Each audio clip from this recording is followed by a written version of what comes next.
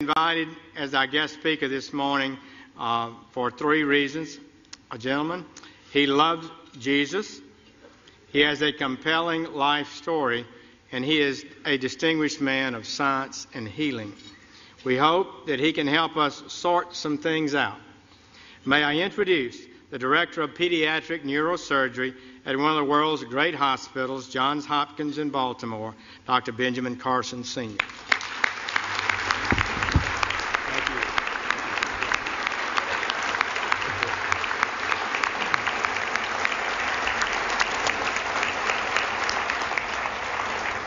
Thank you so much, Mr. President, Mr. Vice President, Mrs. Obama, distinguished guests, which includes everybody. Thank you so much for this wonderful honor to be at the stage again. I was here 16 years ago, and the fact that they've invited me back means that I didn't offend too many people. So that was great. I want to start by reading four texts which will put into context what I'm going to say. Proverbs 11:9. With his mouth, the godless destroys his neighbor, but through knowledge the righteous escape. Proverbs 11:12. A man who lacks judgment derides his neighbor, but a man of understanding holds his tongue. Proverbs 11:25. A generous man will prosper. He who refreshes others will himself be refreshed. And 2 Chronicles 7:14, if my people who are called by my name will humble themselves and pray and seek my face and turn from their wicked ways, then will I hear from heaven and will forgive their sins and heal their land. You know, I have an opportunity to speak in a lot of venues. This is my fourth speech this week. And I have an opportunity to talk to a lot of people. And I've been asking people, what concerns you? What are you most concerned about in terms of the spirituality and the direction of our nation and our world? And I've talked to very prominent Democrats, very prominent Republicans. And I was surprised by the uniformity of their answers. And those have informed my comments this morning. Now, it's not my intention to offend anyone. I have discovered, however, in recent years that it's very difficult to speak to a large group of people these days and not offend someone. And people walk around with their feelings on their shoulders waiting for you to say something. Did you hear that? And they can't hear anything else you say. The PC police are out in force at all times. I remember once I was talking to a group about the difference between a human brain and a dog's brain. And a man got offended. He said, you can't talk about dogs like that. But, you know, people just focus in on that, completely miss the point of what you're saying. And we've reached a point where people are afraid to actually talk about what they want to say because somebody might be offended. People are afraid to say Merry Christmas at Christmas time. It doesn't matter whether the person you're talking to is Jewish or, you know, whether they're any religion. That's a salutation, a greeting of goodwill. We've got to get over this sensitivity, you know, and it keeps people from saying what they really believe. You know, I'm reminded of a very successful young businessman, and he loved to buy his mother these exotic gifts for Mother's Day, and he ran out of ideas, and then he ran across these birds. These birds were cool. You know, they cost $5,000 a piece. They could dance, they could sing, they could talk. He was so excited he bought two of them. Sent them to his mother, couldn't wait to call her up on Mother's Day. Mother, what'd you think of those birds? And she said, they was good. He said, no, Mother, you didn't eat those birds. Those birds cost $5,000 a piece. They could dance, they could sing, they could talk. And she said, well, they should have said something. You know? And you know, that's where we end up too if we don't speak up for what we believe. And you know what we need to do.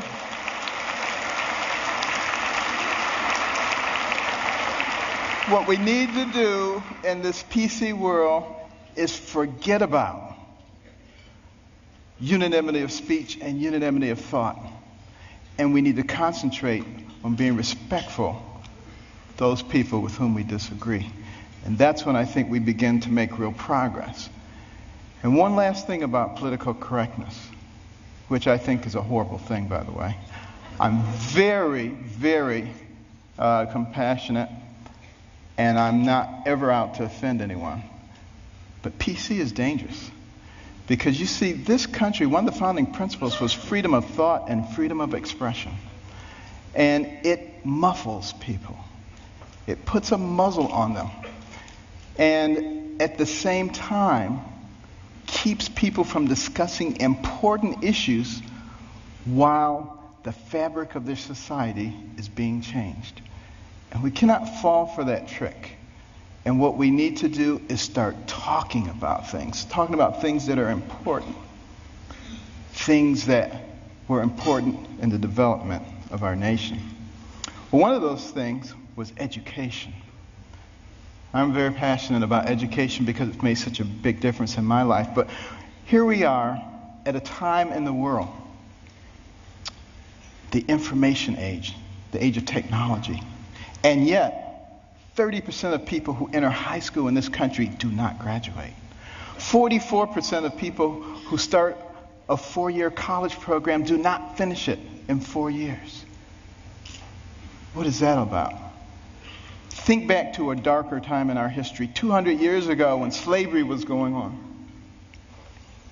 It was illegal to educate a slave, particularly to teach him to read. Why do you think that was? Because when you educate a man, you liberate a man. And there I was as a youngster, placing myself in the same situation that a horrible institution did because I wasn't taking advantage of the education. I was a horrible student. Most of my classmates thought I was the stupidest person in the world. They called me dummy. I was the butt of all the jokes. Now, admittedly, it was a bad environment. Single parent home. You know, my mother and father had gotten divorced early on. My mother got married when she was 13. She was one of 24 children. Had a horrible life. Discovered that her husband was a bigamist. Had another family. And she only had a third-grade education. She had to take care of us. Dire poverty. Had a horrible temper, poor self-esteem. All the things that you would think would preclude success. But I had something very important. I had a mother who believed in me. And I had a mother who would never allow herself to be a victim, no matter what happened. Never made excuses, and she never accepted an excuse from us. And if we ever came up with an excuse, she always said, "Do you have a brain?" And if the answer was yes, then she said, then you could have thought your way out of it. It doesn't matter what John or Susan or Mary or anybody else did or said. And it was the most important thing she did for my brother and myself. Because if you don't accept excuses, pretty soon people stop giving them and they start looking for solutions. And that is a critical issue when it comes to success. Well, you know, we did live in dire poverty. And one of the things that I hated was poverty. You know, some people hate spiders, some people hate snakes. I hated poverty. I couldn't stand it. And, but, you know, my mother couldn't stand the fact that we were doing poorly in school. And she prayed and she asked God to give her wisdom. What could she do to get her young sons to understand the importance of developing their minds so that they could control their own lives? And you know what? God gave her the wisdom. At least in her opinion. My brother and I didn't think it was that wise. Because it was to turn off the TV. Let us watch only 2 or 3 TV programs during the week. And with all that spare time, read 2 books apiece from the Detroit Public Libraries and submit to her written book reports, which she couldn't read, but we didn't know that. You know, she put check marks and highlights and stuff. But, you know, I just hated this. And my friends were out having a good time. Her friends would criticize her. They would say, "You can't make boys stay in the house reading books. They'll grow up, they'll hate you." And I would overhear them, and I'd say, "Mother, you know they're right." But she didn't care, you know. But after a while, I actually began to enjoy reading those books. Because we were very poor, but between the covers of those books, I could go anywhere, I could be anybody, I could do anything. I began to read about people of great accomplishment. And as I read those stories, I began to see a connecting thread. I began to see that the person who has the most to do it You and what happens to you in life is you. You make decisions. You decide how much energy you want to put behind that decision. And I came to understand that I had control of my own destiny. And at that point, I didn't hate poverty anymore because I knew it was only temporary. I knew I could change that. It was incredibly liberating for me. It made all the difference. And continue on that theme of education. In 1831, Alexis de Tocqueville came to America to study this country. The Europeans were fascinated. How could a fledgling nation, barely 50 years old, already be competing with them on virtually every level? This was impossible. De Tocqueville was going to sort it out. And he looked at our government, and he was duly impressed by the 3 branches of government. 4 now, because now special interest groups. But it was only 3 back in those days. And, he said, wow, this is really something. And then he said, but let me look at their educational system. And he was blown away. See, that anybody finishing the 2nd grade was completely literate. He could find a mountain man on the outskirts of society. The man could read the newspaper, could have a political discussion, could tell him how the government worked. If you really want to be impressed, take a look at the chapter on education in my latest book, America the Beautiful, which I wrote with my wife. Came out last year. And in that education chapter, you will see questions extracted from a 6th grade exit exam from the 1800s. A test you had to pass to get your 6th grade certificate. I doubt most college graduates today could pass that test. We have dumbed things down to that level. And the reason that is so dangerous is because the people who founded this nation said that our system of government was designed for a well-informed and educated populace. And when they become less informed, they become vulnerable. Think about that. Our system of government, and that's why the education is so vitally important. Now, some people say, you're overblowing it, things aren't that bad. And you're a doctor, a neurosurgeon. Why are you concerned about these things? I've got news for you. 5 doctors signed the Declaration of Independence. Doctors were involved in the framing of the Constitution, the Bill of Rights, a whole bunch of things. It's only been in recent decades that we've extracted ourselves, which I think is a big mistake. We need doctors and we need scientists, engineers. We need all of those people involved in government, not just lawyers. I don't have anything against lawyers, but, here's the thing about lawyers. And I'm sorry, but I got to be truthful, okay? Got to be truthful. What do lawyers learn in law school? To win. By hook or by crook, you got to win. So you got all these Democrat lawyers and you got all these Republican lawyers, and their side wants to win. We need to get rid of that. What we need to start thinking about is how do we solve problems?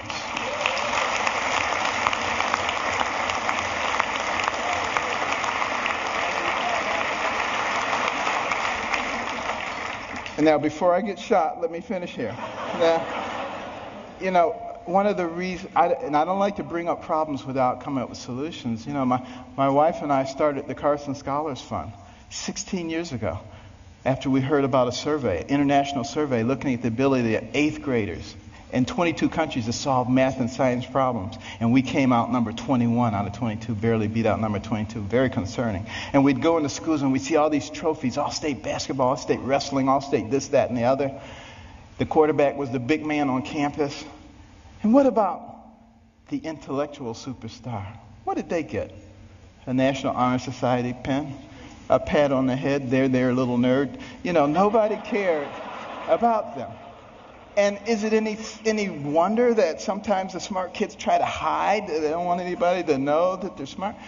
This is not helping us as a nation. So we started giving out scholarships to students from all backgrounds for superior academic performance and demonstration of humanitarian qualities. Unless you cared about other people, it didn't matter how smart you were. We got plenty of people like that. We don't need those. We need smart people who care about other people. We would give them money. The money would go into a trust. They would get interest on it. When they went to college, they get the money. But also the school gets a trophy. Every bit as impressive as any sports trophies. Goes right out there with the others. They get a medal. They get to go to a banquet. And we try to put them on the same kind of pedestal as we do the all-state athletes. Now, I have nothing against athletics or entertainment. Please believe me. I'm from Baltimore. The Ravens won. This is great, okay? But what will maintain our position in the world? The ability to shoot a 25-foot jump shot or the ability to solve a quadratic equation? And we need to put the things into proper perspective. And, many teachers,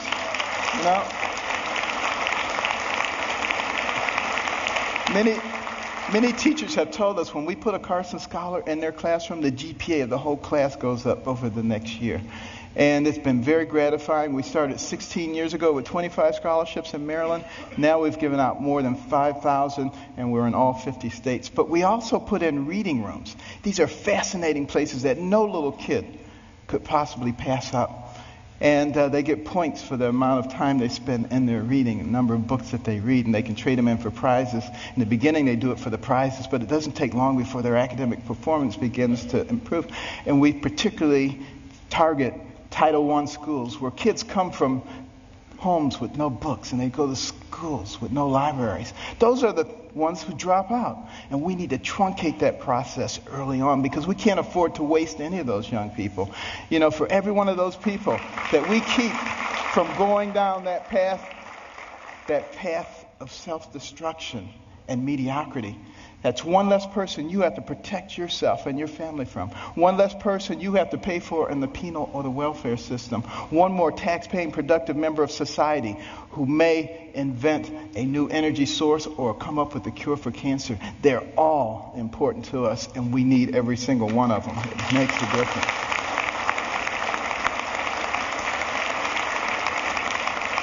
And when you go home tonight, please read about it. Carson Scholars Fund. CarsonScholars.org.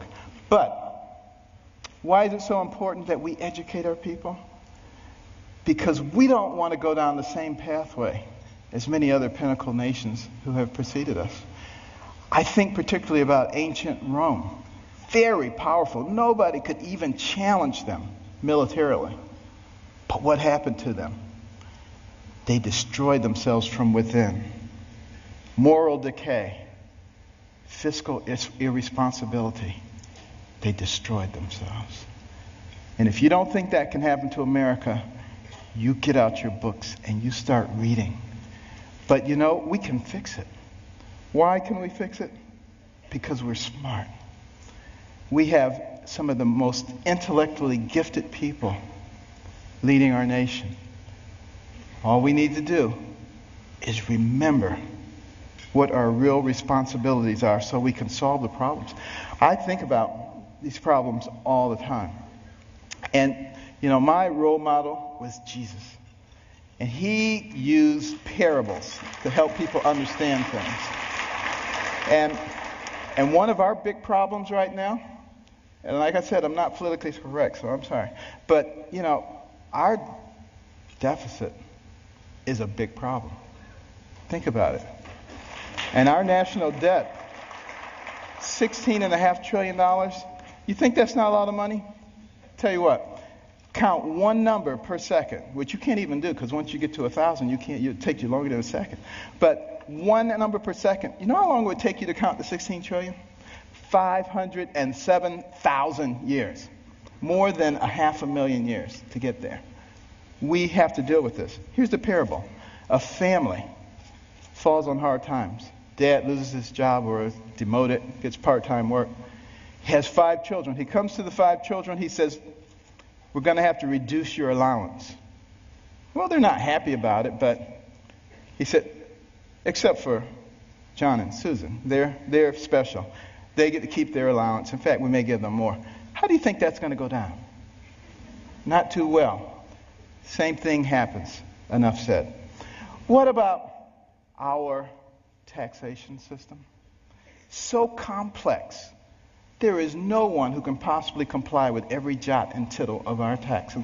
If I wanted to get you or you, I could get you on a tax issue. That doesn't make any sense. What we need to do is come up with something that's simple. And when I pick up my Bible, you know what I see? I see the fairest individual in the universe, God, and he's given us a system. It's called tithe. Now, we don't necessarily have to do it 10%, but it's principle. He didn't say, if your crops fail, don't give me any tithes. He didn't say if you have a bumper crop, give me triple tithes. So there must be something inherently fair about proportionality. You make $10 billion, you put in $1 billion. You make $10, you put in $1. Of course, you got to get rid of the loopholes. But now some people say, well, that's not fair because it doesn't hurt the guy who made $10 billion as much as the guy who made 10. Where does it say you have to hurt the guy? He just put $1 billion in the pot. We don't need to hurt him. It's that kind of thinking. It's that kind of thinking that has resulted in 602 banks in the Cayman Islands. That money needs to be back here, building our infrastructure and creating jobs. And we're smart enough to figure out how to do that. We've already started down the path of solving one of the other big problems, healthcare. We need to have good healthcare for everybody. It's the most important thing that a person can have. Money means nothing, titles means nothing when you don't have your health. But we got to figure out efficient ways to do it. We spend a lot of money on healthcare, twice as much per capita as anybody else in the world, and yet not very efficient. What can we do? Here's my solution. When a person is born, give them a birth certificate, an electronic medical record, and a health savings account, to which money can be contributed pre-tax from the time you're born to the time you die. When you die, you can pass it on to your family members so that when you're 85 years old and you got 6 diseases, you're not trying to spend up everything. You're happy to pass it on, and there's nobody talking about death panels. That's number one. And also, for the people who are indigent, who don't have any money, we can make contributions to their HSA each month because we already have this huge pot of money. Instead of sending it to some bureaucracy, let's put it in their HSAs. Now they have some control over their own health care. And what do you think they're going to do? They're going to learn very quickly how to be responsible. When Mr. Jones gets that diabetic foot ulcer, he's not going to the emergency room and blowing a big chunk of it. He's going to go to the clinic. He learns that very quickly. Gets the same treatment. In the emergency room, they send him out. In the clinic, they say, now let's get your diabetes under control so you're not back here in 3 weeks with another problem. That's how we begin to solve these kinds of problems. It's much more complex than that, and I don't have time to go into it all. But we can do all of these things because we're smart people. And let me just begin to close here by another parable. Sea captain, and he's out on the sea near the area where the Titanic went down. And they look ahead, and there's a bright light right there. Another ship, he figures. And he tells his signaler, signal that ship, deviate 10 degrees to the south. Back comes the message. No, you deviate 10 degrees to the north. Well, he's a little bit incensed, He says, send a message. This is Captain Johnson. Deviate 10 degrees to the north. Back comes the message. This is Ensign 4th Class Riley. Deviate 10 degrees to the south. Now he's really upset. He says, send him a message. This is a naval destroyer. Back comes the message. This is a lighthouse.